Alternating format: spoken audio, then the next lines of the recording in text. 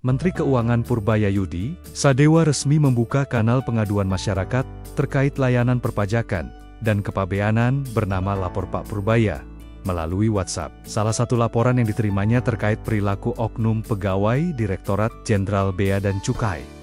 Pegawai tersebut disebut kerap nongkrong di gerai kopi Starbucks sambil mengenakan seragam dinas setiap hari. Dalam laporan itu disebutkan, oknum pegawai tersebut sering berbicara keras soal bisnis pribadi, terutama mengenai pengiriman mobil. Menanggapi laporan itu, Purbaya menyatakan akan segera mengambil tindakan tegas terhadap pegawai yang bersangkutan. Purbaya menegaskan tak akan segan memberikan sanksi berat hingga pemecatan bagi yang melanggar.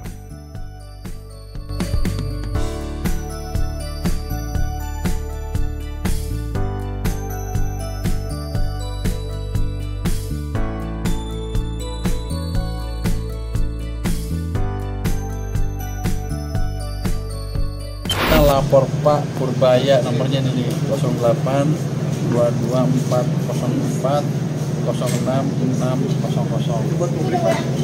Ini buat publik yang punya keluhan terhadap masalah pajak atau pegawai pajak atau pegawai cukai yang ngaco, yang menurut mereka ngaco, atau masalah pajak apapun dan bea cukai, ke nomor ini. Nanti staff saya sudah ada yang standby di sana, tapi nggak langsung jawab ya. Kita komunikasi dulu, nanti tiap berapa hari kita short mana yang kita bisa tindak lanjuti. Ini udah langsung aktif, Pak. Aktif. Udah aktif hari ini, sudah aktif hari ini, kata dia. Tapi paling enggak WhatsApp-nya udah hidup, jadi bisa masuk sana, kirim aja semuanya ke sana. Pasti dibalas ya, Pak? Pasti. Bukan pasti dibalas. Ditindaklanjuti. Bukan kan kita desain sistem yang langsung jawab ya. Tapi belum tindak lanjuti ya. Nanti ada tim yang memilih yang mana yang paling signifikan. Tentu pasti dia akan divalidasi dulu kan, bener nggak nih? Atau cuma nyapin saya aja, komplain sana komplain atau nggak ada. Kita akan validasi dulu, begitu divalidasi oke, kita akan follow up. Jadi harusnya semaksimal mungkin kita follow up sampai nggak ada lagi yang ngeluh. Terima kasih semuanya. Bukan follow up, kita lihat apa sih masalahnya. Kalau petugasnya yang salah, kita sikat petugasnya. Kalau yang lapor yang salah, kita hajar yang lapornya. Tapi kan bisa juga yang laporin orang lain kan. Kita follow up sesuai dengan masukan yang Majuan, Pak. Dari perkembangan konsumsi listrik di seluruh Indonesia, termasuk daerah yang pusat industri Indonesia. Kalau dia lihat, menurut data yang dia lihat, itu sudah mulai naik tuh demand listrik, dan dari cabang-cabang di setiap daerah kan dia punya kantor cabang itu. Kelihatannya permintaan untuk servis listrik meningkat juga, pembukaan baru meningkat juga. Artinya apa? Dampak kebijakan yang 200 triliun tadi yang saya lakukan beberapa waktu yang lalu sudah mulai terlihat di perekonomian. Jadi katanya demand mulai menggeliat. Saya harapkan ke depan akan meningkat terus. Dan saya akan minta update ke Dirut PLN mungkin setiap 2 minggu datanya seperti apa. Kita akan lihat kalau yang masih bisa dorong, kita dorong lagi perekonomian. Ada bahasan stimulus nggak, Pak? Stimulus diskon. Nanti itu nggak saya ngomongin. Oh. Habis ini ngomong utang KCIC nggak, Pak? Habis sama dengan antara utang KCIC sama dengan antara itu dibahas nggak, Pak? Nanti saya lihat, ini kan pertemuan Dewan Pengawas yang pertama ya, saya mau lihat seperti apa. Bukannya kemarin udah jawab ya, katanya jawabnya tegas. Dengan 2 opsi katanya, Pak, antara dikasih ke pemerintah atau suntik ke AI. Gimana emang nggak tegas itu mah? Berarti itu jadi salah satu topik yang akan dibicarakan juga, Pak? Saya nggak tahu, tapi begini, bukan utang yang nggak dibayar, kan pemerintah apa?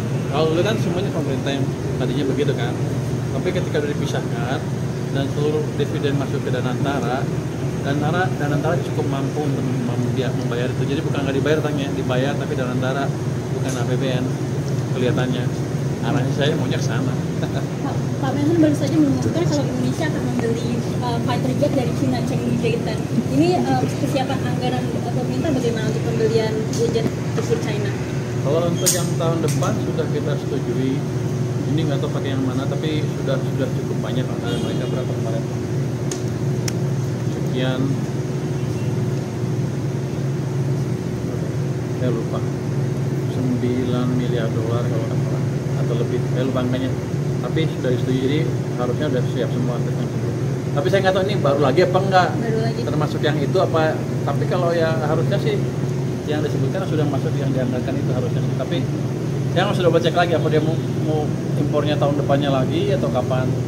Tapi yang dia minta selama ini sudah kita penuhi. Pak Purbaya, tanggapannya dong soal Komisi 11 yang meminta Pak Purbaya tidak mengomentari kementerian-kementerian lain. Ini kan juga salah satu tugas Pak Purbaya juga kan menyoroti. Saya nggak komentari kementerian yang lain, sebodoh amat. Tapi gini, saya berkepentingan anggaran saya terserap. Kalau nggak serap, saya ambil uangnya. Itu aja. Saya nggak komentari kerja mereka. Pak, tanggapan ini Pak. Enggak. Itu kan setiap bulan juga ada yang ini kan, ada yang lebih kan anggarannya. Ada yang nggak pakai ya saya ambil aja. Atau bisa dibelanjai, kalau belanja ke tempat lain mungkin ya. Tapi kan ada belanja-belanja yang nggak harus berpihak parlemen. Atau saya pakai untuk ngurangin utang saya. Atau ngurangin issuance. Saya nggak tahu harusnya sih enggak. Pak Purbaya, Kalau saya ngurangin utang, kalau nggak perlu kenapa? Nggak harus saya tentukan sesuai dengan ini. Pak Purbaya. Anggarannya di depan. Kalau nggak butuh ya. Saya mencegah inefisiensi budget. Yang tadi memberikan tambahan yang tak kuat yang dipakai itu aja. Jadi ambil tuh nggak langsung diambil dari sana kan sebagian masih saya. Artinya mungkin nggak diteruskan ke utangnya atau skema pembiayaan. Nah, saya belum lihat next rasionya kan kita kan 10-an kemarin kan. Ini kan stimulus baru berubah, kita kan baru 1 bulan. Mungkin bulan terakhir baru kelihatan bisa. Kalau kelihatan perlu bulan keempat, cuma 1/4 dari full 1 tahun. Pak Purbaya. Misalnya naik pun sedikit naik. Tapi Pak, kalau Pak Purbaya Purbaya pikir akan lebih tinggi minimal 0,5% dari tahun ini. Tax rasionya minimal ya. Pak, kalau untuk saya bisa sekali yang lain-lain harusnya lebih tinggi lagi. Kita ngejar ke arah. Pak, kalau untuk 1 tahun Pak Prabowo ini kira-kira apa yang baik dan apa yang harus dipertahankan dan apa yang harus diperbaiki? Misalnya Pak Prabowo, kayak biasanya Pak Prabowo yang bilang Untuk fiskal, Pak. untuk fiskal yang baik ya kita masih jaga kebijakan fiskal masih prudent 3,3% ke PDB defisitnya, rasio utangnya masih jauh di bawah 60%, masih di bawah 40%.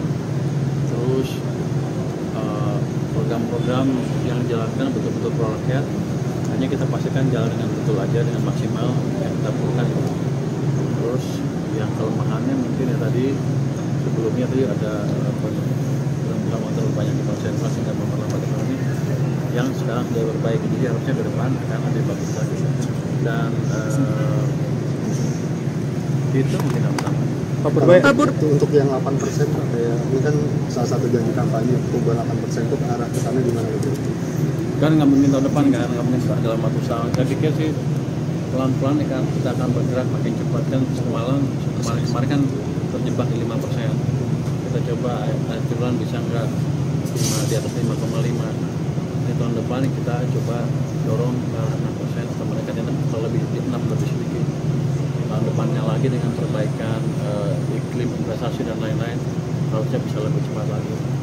Mungkin ke depan bisa antara 6 sampai 6%. Tahun berikutnya lagi baru kita kebut.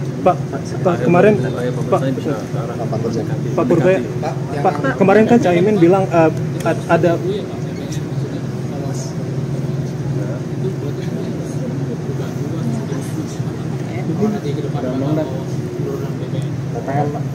nanti kita lihat kalau perlu ya kita propose ke parlemen, kalau enggak ya atau saya berlindung kembali itu, wah saya nggak bisa nurunin nih, saya nggak bisa apa-apa, saya nggak tahu mau jadi gimana. Tapi pada dasarnya kita lihat kondisi ekonomi kita kan saya